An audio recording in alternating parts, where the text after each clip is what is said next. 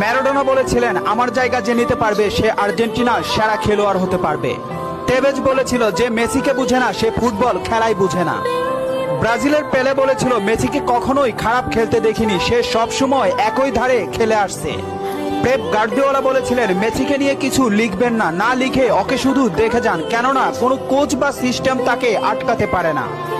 রাইকেট বলেছিলেন মেসির গোল এক একটা শিল্পকলা, আবার বলেছিলেন মেসি মানে ফুটবলের ইতিহাস।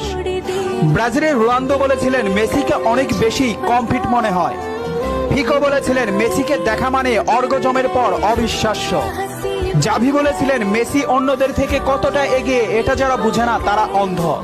ইনিয়েস্তা বলেছিলেন মেসি যা পারে অন্যরা তা পারে না, বার্সেলোনা আর কখনোই আরেকটা মেসি পাবে না। ব্রাজিলের রোনালদিনহো বলেছিলেন আমি একবার বিশ্ব সেরা হয়েছিলাম, কিন্তু তখনও বার্সার সেরা প্লেয়ার হতে পারিনি, কারণ তখন বার্সাতে ছিল মেসি। অরিফ বলেছিলেন মেসিকে দেখলে সব সময় সতর্ক থাকতে হয়। ইব্রাহিম মুভিজ বলেছিলেন মেসির বাঁ পায়ে যথেষ্ট, ডান পায়ের কোনো প্রয়োজনই নেই। খুলিদ বলেছিলেন মেসিকে দেখতে পাচ্ছি বলে আমরা ভাগ্যবান, কারণ মেসি ফুটবলের সৌন্দর্য।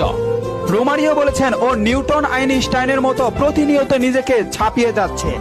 আরজি বলেছেন লিওনেল মেসি বাস্তবে এত নম্র ও ভদ্র, অথচ মাঠে সে একটা আগুনের গোলা।